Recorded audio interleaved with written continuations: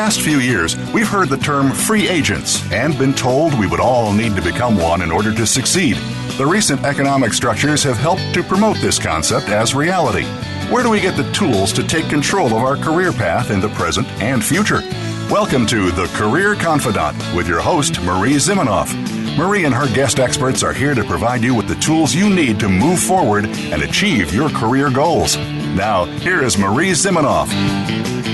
Hello and welcome to the Career Confidante. We're glad that you've joined us here today. This is your host, Marie Zimenoff, and we are here to help you get the tools and resources that you need to take control of your career, or perhaps for some of our listeners today, to help your students, your clients, and your children take control of their career, because of course today our topic is entry-level careers and how to find the best fit as you're starting off your career.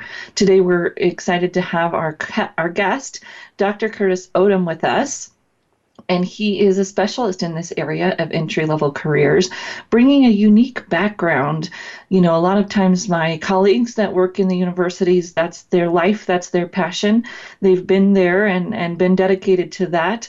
And he brings a unique background because he was in talent in the corporate world before he went into working at the university environment. So a little bit of a unique background here to put the two pieces together. How do our entry-level and new graduate careerists launch into the career world? And let's get some advice from someone who's been on the other side of the table in that talent acquisition role. So Dr. Odom, we're so glad that you're here with us today.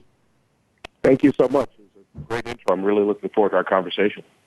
Yes, so as we know, students are struggling a little bit, even though there are lots of open positions and they maybe are finding work quickly.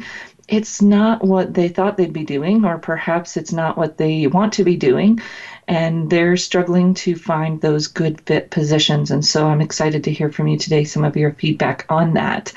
And when they are first starting out, tell us a little bit about how you help students look for that right company at the very beginning. How do they get a good start? Thank you for that. Yeah, I as you mentioned in the intro, I have a unique perspective in the fact of, you know, in my role as an executive professor of management at the business school at Northeastern University here in Boston. Northeastern is very unique in the fact of our students have the opportunity to go on co-ops or cooperative education throughout their college career. So, for instance, Northeastern traditionally is a 5-year program where you would have 3 6-month co-ops where you would work with companies in the space where you think that you would want to go for your career, or certainly the ones that you have connected to your major that you've studied. And what I found probably in my second semester of teaching there is that my students were coming to me and asking me questions, Marie, and it wasn't about the assignment. It wasn't about an upcoming paper. It was more about, Professor, you know, I've got this interview coming up with this company that, you know, my parents tell me that I should be dying to work for, but I don't feel like it's the right place for me. Or they're offering me an opportunity that doesn't really seem like it's aligned with what I want to do. Sure, it's connected to my major, but it's not what I want to do. And the third thing I hear often, Marie, is that, you know, they're offering me, you know, a salary that is, you know, less than it's costed me for a single year to attend the university. So those 3 things are what I find my students are struggling with the most. Yeah, interesting. So they're getting opportunities, but it's not a good fit, or the salary's not competitive, or not what they were expecting. And as they face those issues, especially, let's start with kind of finding that right fit. How do you help steer them towards finding the right fit? So we spend a lot of time in the class that I teach. I teach organizational behavior, and, you know, at Paramount, front and center in that course is corporate culture, and trying to understand, you know, are you walking into an environment, you know, from the interview? Because I think that students today are savvy enough to know that as much as the organization is interviewing them, they should be interviewing the organization, asking questions around, you know, what would my workday be like? You know, what kind of projects would I get to contribute on? What would my first 6 months of work look like? Who in the company would I have exposure to? These are some of the questions that these very savvy students are walking into the interview and are asking. And based upon the answer from the interviewer, and as you mentioned, I've been on the other side of the table. I know for a fact that sometimes the person that's doing the interviewing for the company might just be the person who had the lightest schedule that afternoon and was said, listen, can you go and do some interviews? Here's a script. Here's what we want to know from the candidates.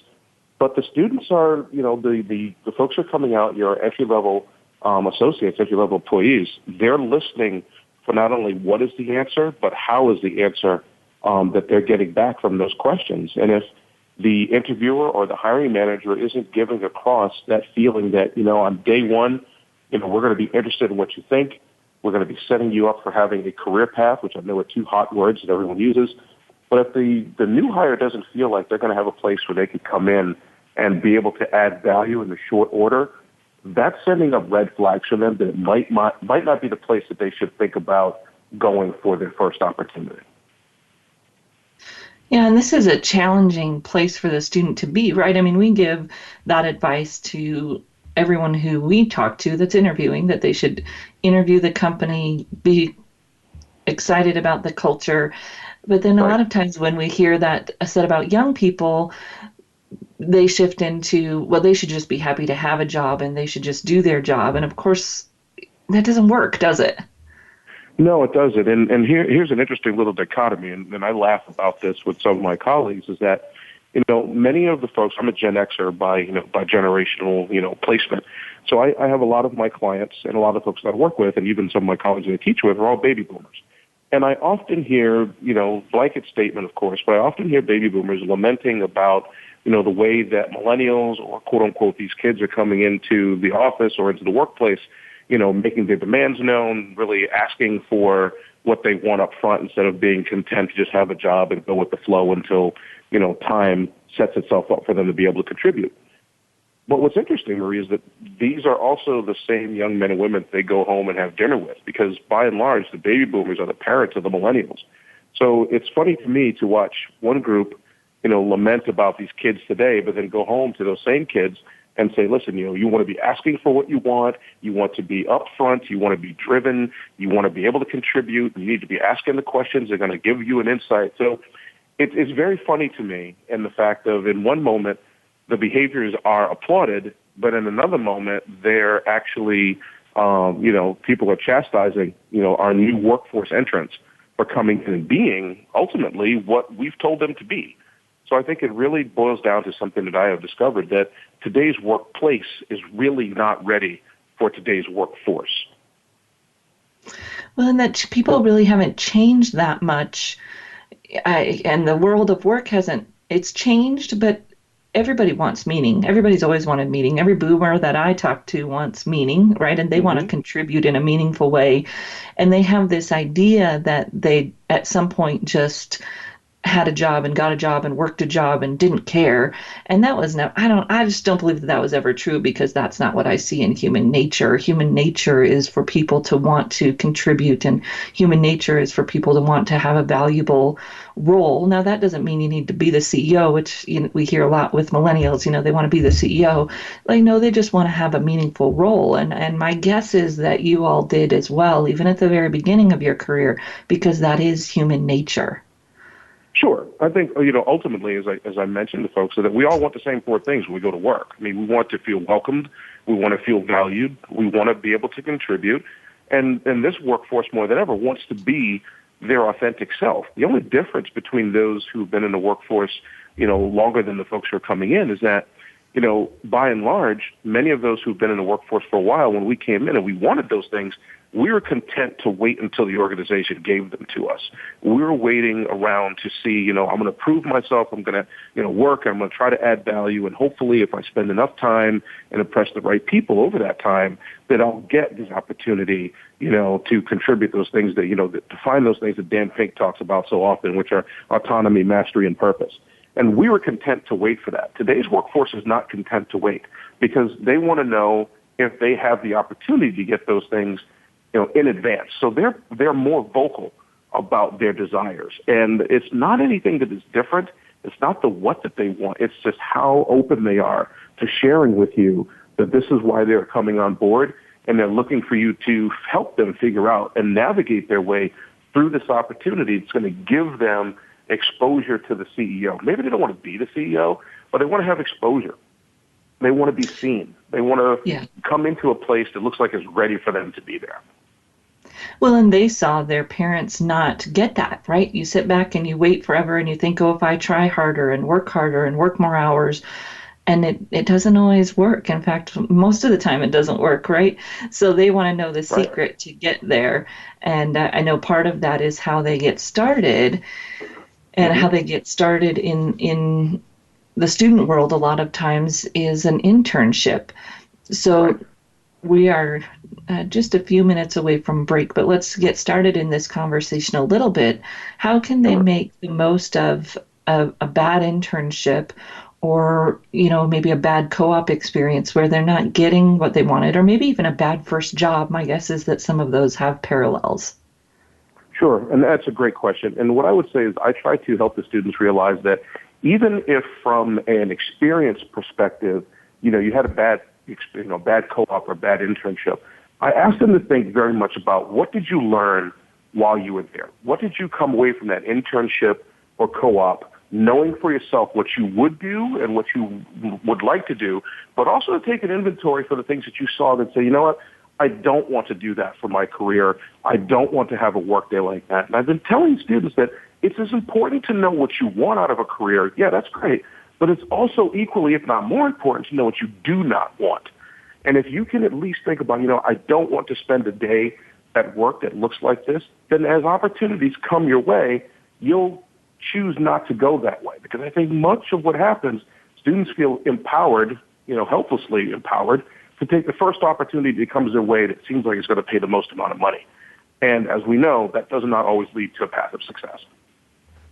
Yeah, there's that pressure to take something, and I know this Generation Z also is a pet peeve when people are talking about all these millennials. I'm like, well, actually, the people who are graduating right now are not millennials anymore. Correct. That's exactly and right. Generation Z, from what I've read, and they're still fresh on the market, so there's still some things that people aren't knowing yet about them, but they are into financial stability. Financial stability is important to them, so they might be even more likely to choose something that's not necessarily a good fit because they do want that financial stability, and we have to be careful of that pressure that's on them as well.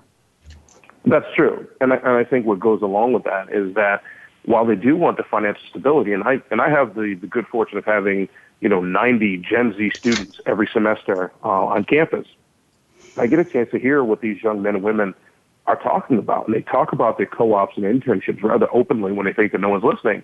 And what I hear them saying is the fact that the person that they're working for, that they don't necessarily have a level of connection to that person. And that's what really is the disappointing thing for them, is that they took this job because they need to make money to pay back, their student loans, and they want to take a job that basically, looking at how much they're compensated, gives them a relative sense of their value to the organization. And when they come in, sure, they want the financial stability, but they also want to go to work every day and have fun. And I think that's the schism. They want to go to work every day and have fun and contribute, but they also want to have some type of financial stability. And I think what has ended up happening is now, more than ever, you're starting to see the students that are coming out, these Gen Z students, who are very interested in the whole gig economy and trying to figure out, can I pick up a project or a handful of projects that allow me to contribute right now in a skill set that I have, or allow me to get exposure to a skill set I'm trying to grow. And you know what? I'll not take your benefits and I'll not take the corporate office, but just give me more money, because right now I can feel more financially stable with 4 or 5 gigs that pay really well than one full-time job where I don't really feel like I'm part of the culture. Yeah. What a challenge, and a very similar challenge that some of those at the end of their career are facing. So we're going to take a short break, and when we come back, continue talking to Dr. Odom about how our new graduates can launch a career successfully. We'll be right back in just a few minutes.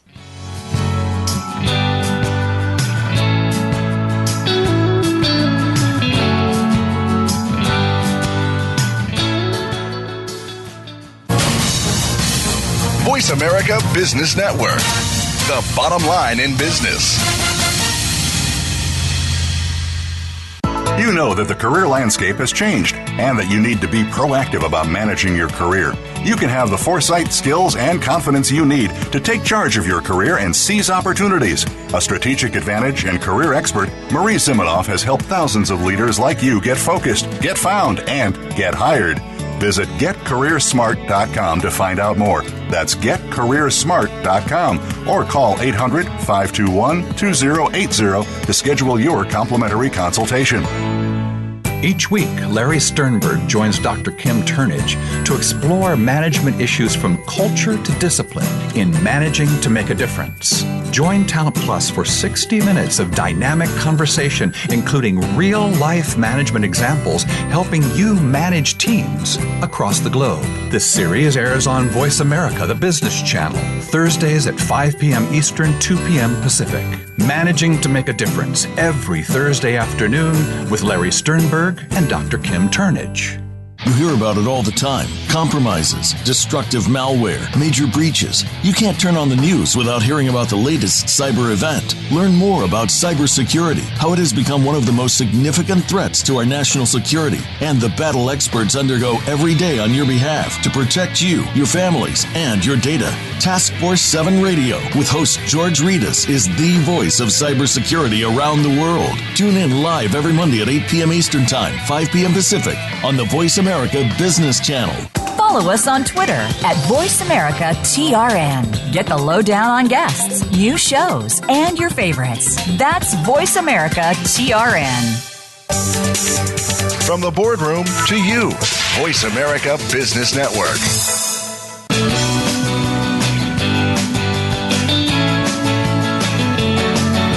You are tuned in to The Career Confidante with Marie Zimenoff.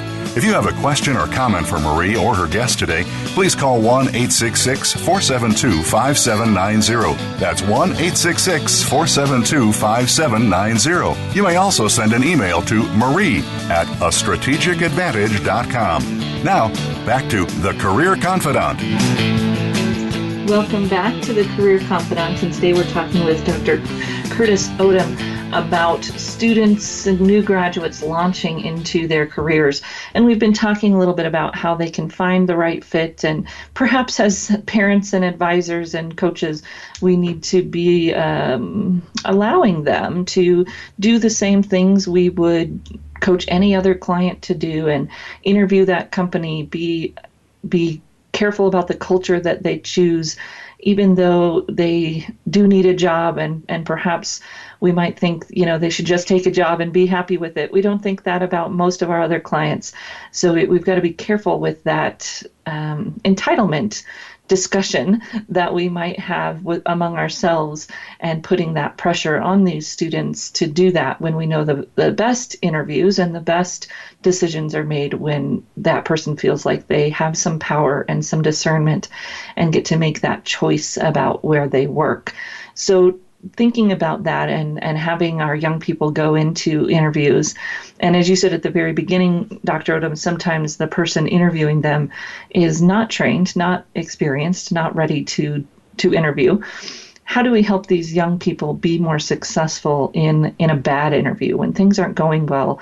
What can they do to turn it around? Yeah, that is a great question, and one that I get asked often. So I will give you what I share with the students who come to me. And the fact of what, to me, makes a bad interview is when you're sitting there and the student feels like, that they have wasted their time and are feeling like they've wasted someone else's time, and the fact of there's not really a connection, there's not really a match.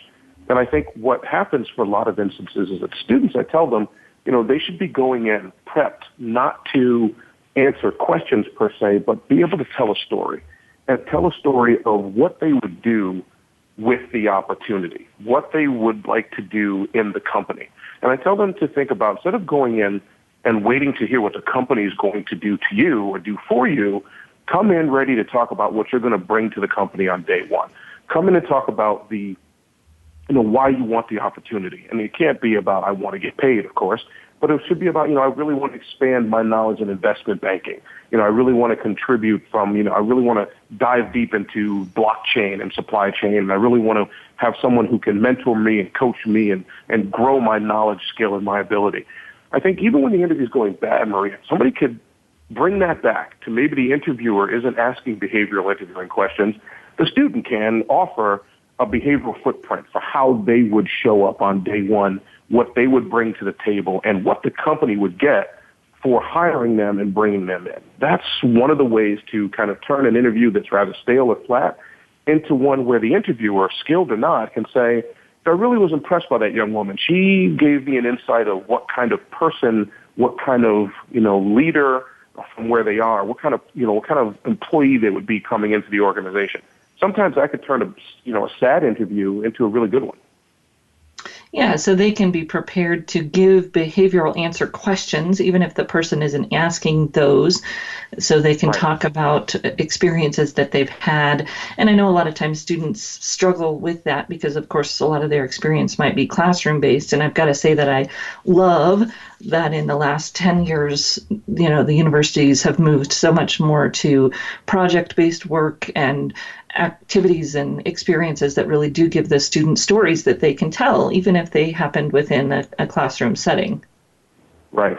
And another thing that students can do, and I've recommended, is that, it starts with that resume. And we all know that the resume gets you the interview, and it's really the interview that gets you the job. But even in those bad co-ops and bad internships, Marie, I take the students and I say, listen, go through and think about, what did you learn? Not whether or not you had fun, not whether or not it was cool. What did you learn? What did you see? What are you now able to do or appreciate or speak to that you couldn't before you took that co-op and an internship?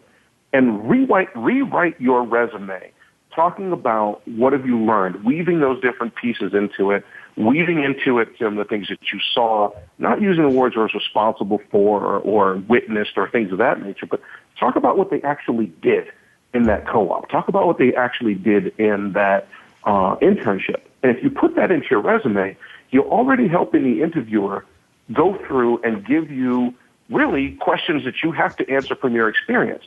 And most interviews, when you have new hires coming in, as you know, that the resume is what we're looking at. We're asking them questions based upon their resume, asking them based upon their experience at university. Well, if the resume is written for each unique job opportunity or each unique job posting, and you're putting on there the things that you learned working in retail, if it's customer service or customer satisfaction, customer retention, put those pieces into the resume so that when the interviewer is sitting there and looking at it, they're saying, okay, not only do I see where this person worked and what they did, but I can also read between the lines and see what they learned and how they might want to bring that along with them to this opportunity if we were to hire them. Yeah, and getting those stories down into the resume, then you're prepared to tell them in the interview, which is what I always tell students, anyone who's working on their resume, that these stories we're going to put into a little tiny bullet on your resume, but those are the stories that you already want prepared anyways for the interview. So it's really two birds, one stone, which we got to love when people can do that and get lots of value out of the work that they need to do to prepare for both of those things, their resume and their interview. Yes. And so I also tell students to be ready for the interview to, even if they're not asked this question, but be ready to offer, what type of energy do they bring to the team? What does the team get for bringing them on? Are they getting someone who is curious? Are they getting someone who is passionate about the work, who really wants to learn? Because a major differentiator is that, some of the folks who come in are very interested in telling you about what they want to do in terms of a position or a title. If you come in talking about what you want to learn, breadth and scope, that is has much more resonance to the interviewer, because as we know, organizations are a lot flatter. There are not a lot of quote unquote positions to go around, but there is a lot of growth laterally for knowledge, skill, and ability growing. So if a new hire can come in and outline for the interviewer, what they want to learn, what they want to experience, where they want to grow, as opposed to what position they want to have or, what part of the organization they want to move into. That allows the interviewer to hear the main word that many companies are looking for in their new hires, which is adaptability. And I think if you could come in as a new hire and give that to the interviewer, that has a long way to go for you, and it could get you called back for that second interview because it's talking about a competency rather than an achievement. Yes. And then it helps them see where you are headed and what your ambition is. And, as we were talking earlier, there's some practice and prep there to make sure the student doesn't sound like or doesn't come across, especially to a boomer interviewer, as not being happy with that job that they're interviewing for and just wanting something more, but also to not be afraid to show that they're interested in other things and that they are coachable, right? There's that coachability factor that hopefully a good manager is looking for. And I don't know, maybe you don't feel this way, but I would say to a student, if you're going to talk about your ambitions and where you want to go and what you want to learn, and someone sees that as a negative, then it's probably not a good place for you to be, and that's okay. Yes. I absolutely agree with you. And a question I have given to some students to ask is that when they do have the opportunity to sit with a person who they believe is going to be their hiring manager, to ask the question of, if I have the opportunity to work for you, what are the 3 top things that I would learn from you in my first 6 months? And that could put the hiring manager, yes, it could put them on the defensive and it could catch them off guard. But I think that's kind of a good thing. Because each leader should be thinking about the fact of our job as leaders is to grow other leaders. And if we have this young man or young woman sitting in front of us asking us, hey, if I stick around for 6 months or a year, what are the top 3 things or the number one thing that I would learn from you as my leader that will help me grow and mature along my career journey? That to me is an A+ question that really separates the committed from the compliant, if you will, in terms of coming into the workforce. I love it. Well, Curtis, I'm going to have you share with people how they can get a hold of you, how they can follow the other work that you're doing. What do they need to know to stay connected to you and learn more from you? Sure. Thank you for that. You can always look for me on LinkedIn. You'll find me as Curtis L. Odom, EDD, out on LinkedIn, or you can come to our website, which is www.stuckonstartcoaching, all one word, .com, and you'll get a chance to see some of the work we're doing with companies to help them get ready as a workplace for this workforce that we've just been discussing. Oh, that's great work that you're doing. So they can get a hold of you at Dr. Curtis Odom, and again, that's ODOM on LinkedIn. And of course, same on Twitter, and then Stuck on Start Coaching, all one word there, is your website. So thank you so much for joining us, Dr. Curtis. You just great information about this new generation that's coming out, how to help them be successful, and really give them the opportunity that we would give to any other job seeker to find that right fit, find a good place to start, because we know if they don't get started on the right foot, it's going to be hard for them to grow their career in the direction that they want to grow. So thank you so much for joining us here today. And if you are listening... Thank you so much for the opportunity. I really appreciated it. Yeah. If you're listening, we're going to come back and continue this conversation, just you and I, you listener and myself. So we'll say goodbye to Dr. Odom, but we'll continue on here on the Career Confidant. So we'll be back in just a few minutes. Thank you again.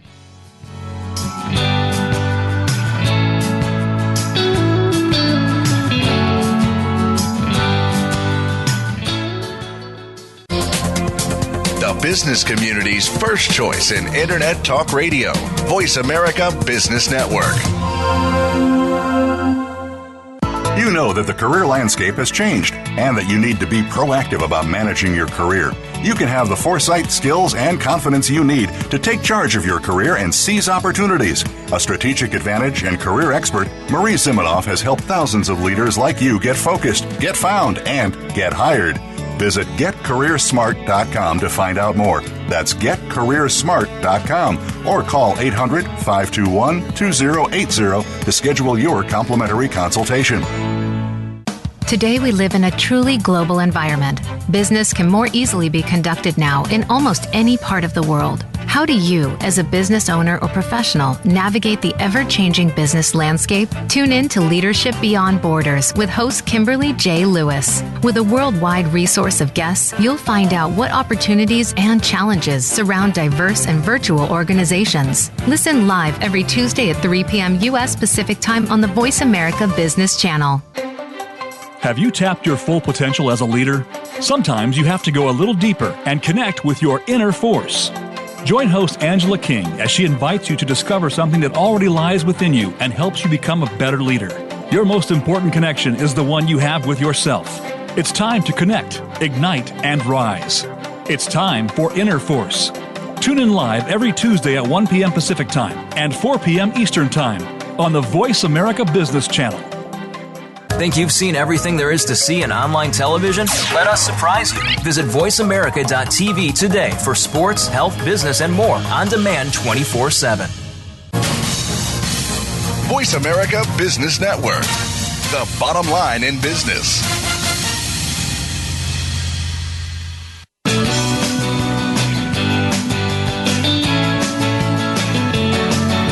You are tuned in to The Career Confidante with Marie Zimenoff. If you have a question or comment for Marie or her guest today, please call 1-866-472-5790. That's 1-866-472-5790. You may also send an email to marie@astrategicadvantage.com. Now, back to The Career Confidante. Welcome back to The Career Confidante, and today we are talking about entry-level careers. We just had Dr. Curtis Odom with us sharing about his work with students who are going into the workforce and helping them make a good decision, find a right fit on their first opportunity.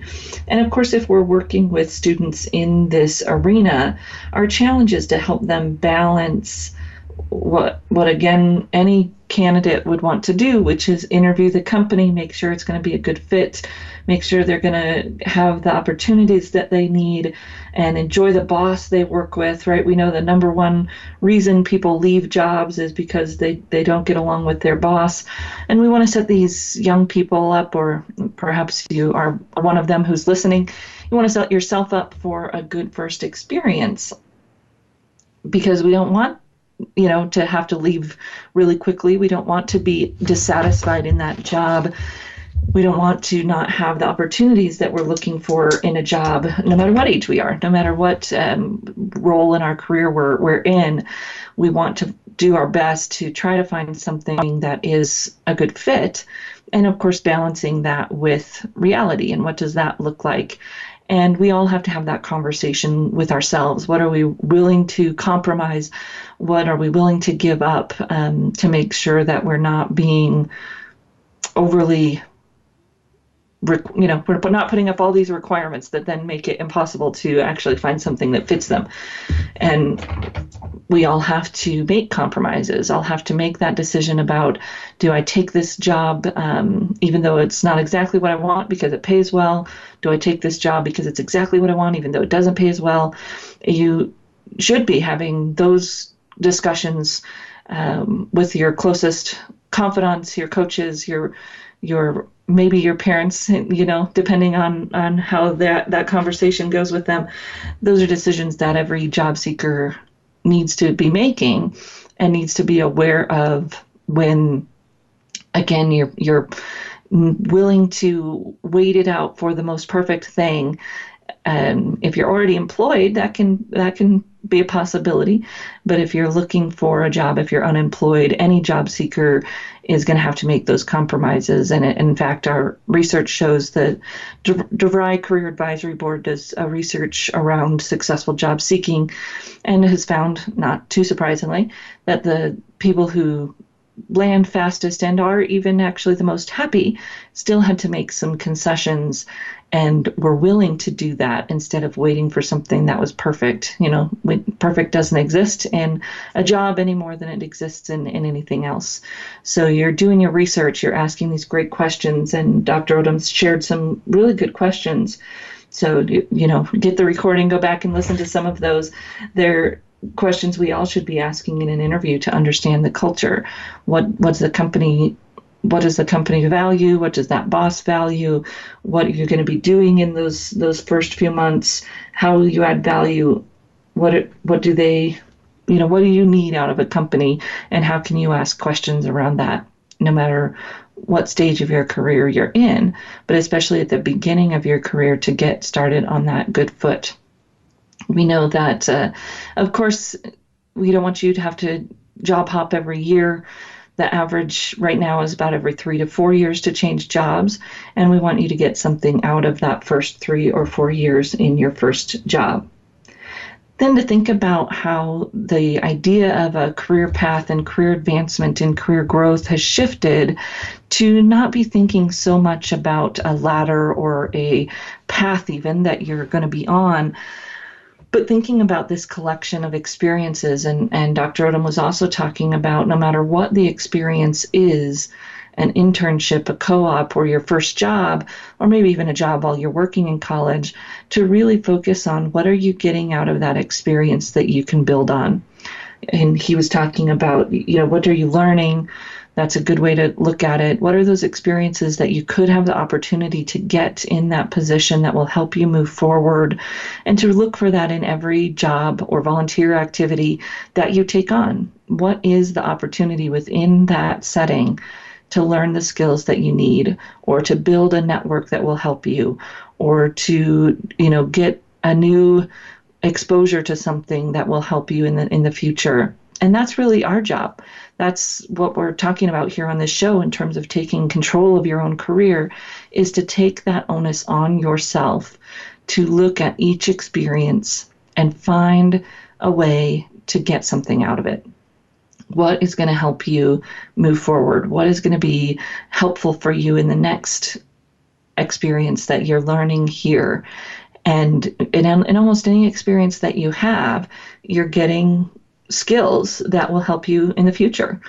Customer service, problem solving, dealing with coworkers, dealing with a boss, anything that you are getting, especially in terms of the interaction with others, we know is going to be critical in the next job.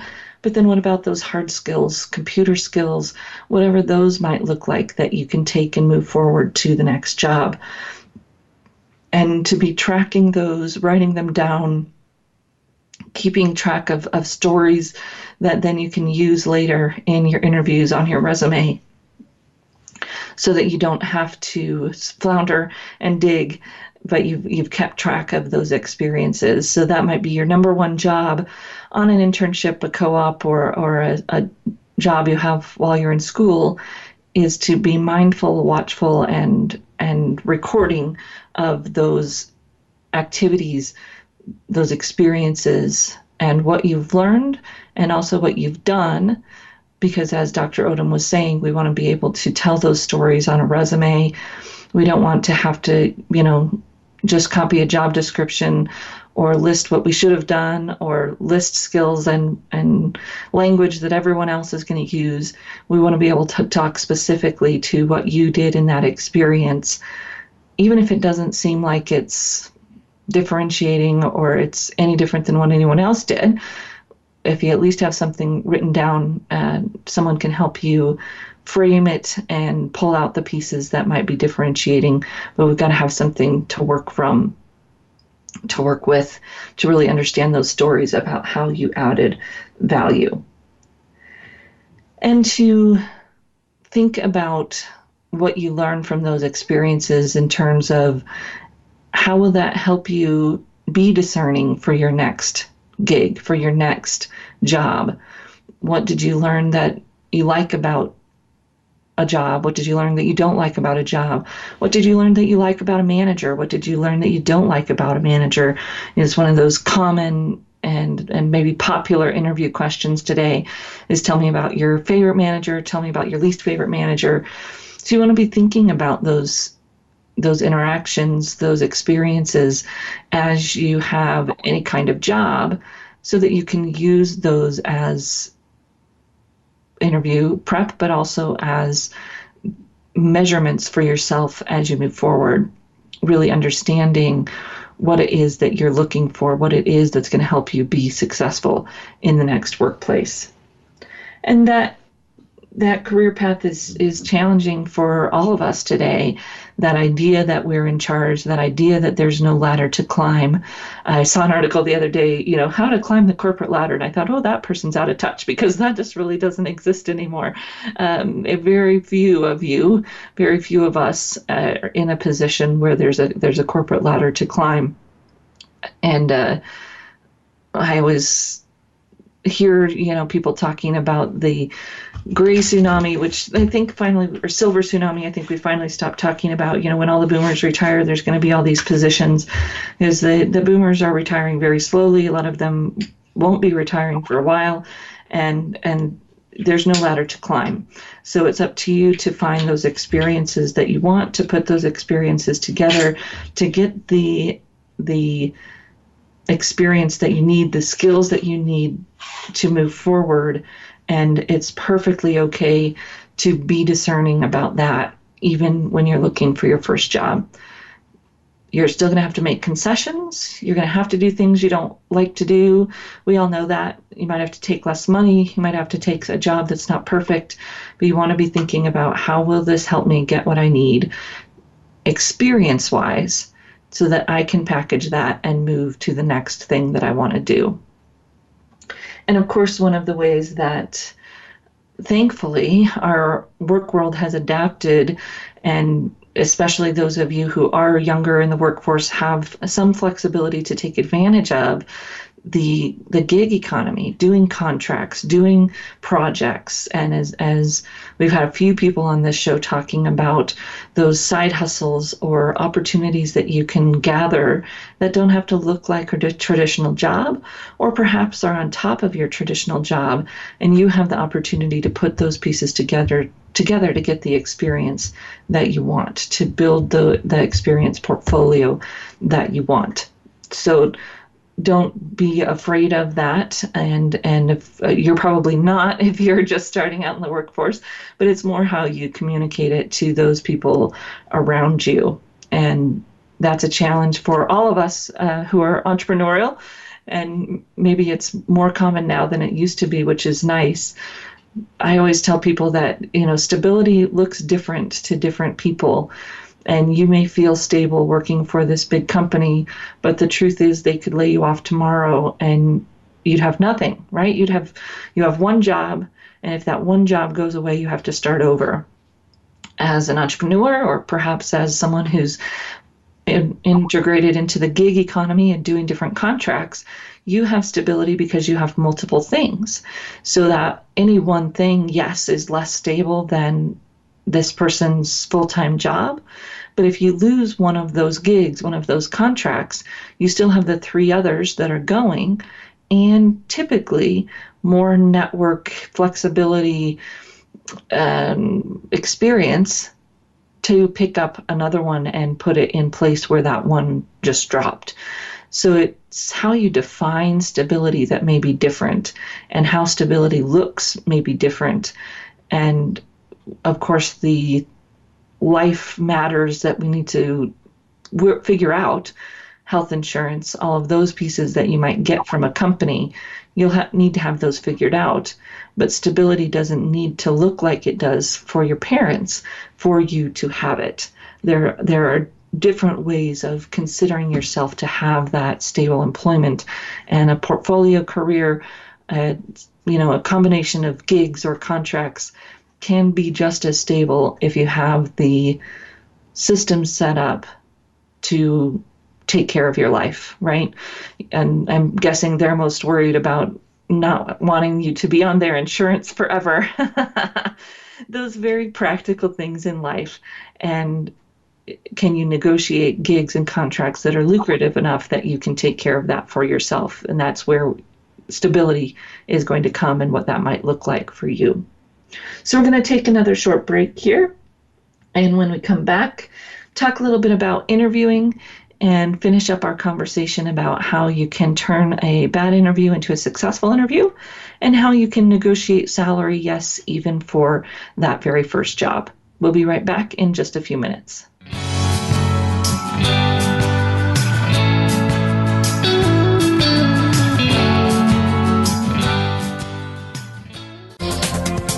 The business community's first choice in Internet Talk Radio. Voice America Business Network. You know that the career landscape has changed and that you need to be proactive about managing your career.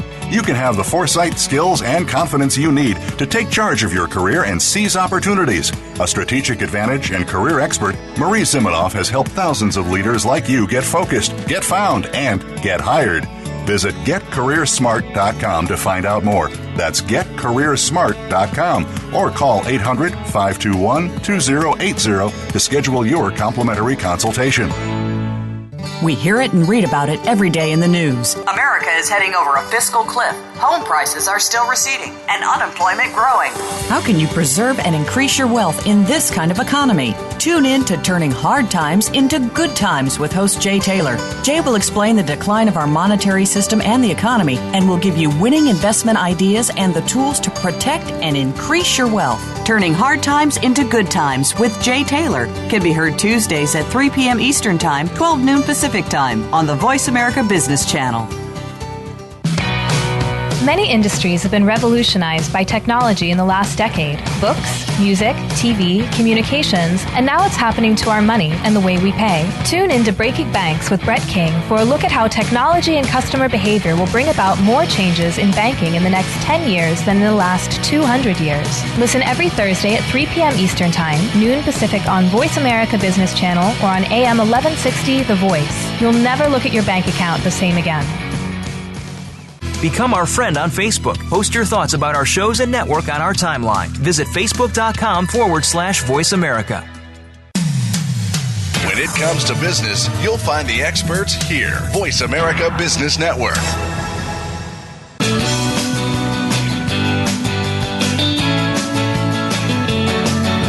You are tuned in to The Career Confidante with Marie Zimenoff. If you have a question or comment for Marie or her guest today, please call 1-866-472-5790. That's 1-866-472-5790. You may also send an email to marie@astrategicadvantage.com. Now, back to The Career Confidante. Welcome back, and thank you for joining us here at The Career Confidante. Today we have been talking with Dr. Curtis Odom about how to launch that entry-level career. Of course, a lot of these pearls of wisdom are helpful for at any level of your career. And we've talked a little bit about how you don't want to take that job just to take a job, even if you're feeling pressure from other people that you should just take a job. We have to weigh those decisions, make sure that we're not being overly, that we're not putting up barriers just to prevent movement, but that we are thinking about what the trade-offs are, what trade-offs we're willing to make, and of course being realistic about the fact that we will have to make some trade-offs, but that we don't want to step into an organization that's not a good fit, or a position where the boss is not going to be a good fit, or where we're not getting an experience that can help us move in the direction we want to move in our career. Along with that same thought line is the idea of negotiating salary. You know, during the recession, a lot of people felt like they couldn't negotiate salary, that they had too many people lined up for the job, and if I try to negotiate salary, they'll just offer it to someone else. And in some ways that may have been true. Now the tides have turned, and there is an opportunity for candidates to negotiate salary no matter what level they're at. People are expecting it. Your hiring managers are expecting it. And it is okay for you to have that conversation, even at your first job interview, that interview for your first real job. It is completely acceptable for you to have that conversation as long as you do it in a respectful and collaborative way. So what does that mean? What does that look like? It means that we are probably not at this stage of our careers, although for some more experienced people, they may have a number in their head that they need to have, and they're okay with that. At this level of your career, I would say you fit more in the camp of he who mentions numbers first loses.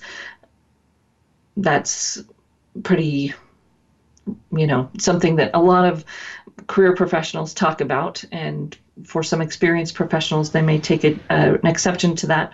But when you're just starting out in your career, I would say that it's probably true. You want to avoid being the one that brings up any kind of salary or mentions a number first. So how does that look when, of course, they're going to ask you for your expected salary range? If they're doing that and you have to put it in the cover letter, you can put in a researched range for the position. I'd give yourself a good range of even $10,000 to $15,000 range. So if you research that the position pays around $50,000, say 45 to 60. So you've got that range in a cover letter where you have to put down your salary requirements. You can also avoid putting anything. Sometimes the HR people don't even remember that it was in there, or they don't read the cover letters. Data on how many people read cover letters is quite dismal anyways. Or you could put some kind of statement in there that you look forward to discussing salary when you know that you're a good fit for the position. So you have choices on how you approach that. It might depend on your style, the company's culture. Talk to your advisors, talk to the people who know your market, and what option might be the best fit for you. So that's the first place that you might have to address salary, is in a cover letter or on an application. Then when you get into the interview, of course, you're treating the interview somewhat like a date, and we don't talk money. You don't talk money on a first date. So we let the person who is interviewing you guide that conversation. And then when they do ask you your salary requirements, you have the same kind of options that you can share there in the meeting. Or, my first thing that you try is ask what range do they have budgeted for the position. So that's usually the first response I recommend to the salary question in an interview. When they ask what are your expectations, you ask what is the budgeted range for this position. Gives you an opportunity for them to mention the money first, gives you an opportunity to see what they're thinking before you have to answer. If they don't answer that or won't answer that and say, no, we really want to know what you want to make, then you can provide your research range. Well, based on research, this type of position in this geography pays, again, giving that nice wide range and answering it that way. So you give yourself some opportunity, give yourself some wiggle room, show that you've done your research. And then you're working together with the interviewer to come to something that works. So this is what I've researched. I look forward to working with you to find something that's a good fit for both of us if this is, if I'm the right hire for this position. It's a collaboration, it's a conversation, and that's the best way, especially when you're first starting out, to have that salary negotiation conversation. We can work together to find something that works for both of us if I'm the right person for this position. Typically, they're not going to do that conversation anyways until they're getting ready to offer you something, and then you want to take the opportunity to think about it. So thank you for this offer. Who do I need to get back to, and by what date? And making sure that you're talking to the decision maker so that when you want to negotiate, you can. So I looked forward, I read over your offer, very excited to get started with the company. After looking at the salary and the requirements, how could we move closer to X? How can we work together to get closer to this? And then having some kind of reason why. So looking at the requirements and the experience that you're looking for, I have X, Y, and Z. Or, my one story about vacation negotiation, because of course you don't just have to negotiate salary. Someone I know went in and tried to negotiate salary and got told no because they didn't really have a good reason. They just said, I'd like 3 weeks of vacation instead of 2. And the person said no. The next person went into exact same company and said, you offer 3 weeks of vacation when someone has 5 years of experience. I have 5 years of experience. It just wasn't here. Can I have that 3 weeks of vacation? And they got it. So it's not just, it's good to ask. It's great to have something that backs up and kind of proves that you deserve whatever it is you're asking for. And again, no matter what you're asking for, it's always that collaboration. How can we work together to get closer to this? What are the opportunities? And you're not offering it in a give it to me or I leave kind of language. That's not going to go over well. So just as you're starting out in your career, don't be afraid to be discerning, ask great questions, and negotiate that salary so that you start off on a right foot. We'll be right back here again next Monday on the Career Confidant with another great guest, and we look forward to seeing you here. In the meantime, if you have any other questions or topics you think we should cover, we'd always love to hear from you. I'm at Marie, M-A-R-I-E, at careerthoughtleaders.com. And we'll see you right back here again next week on the Career Confidant.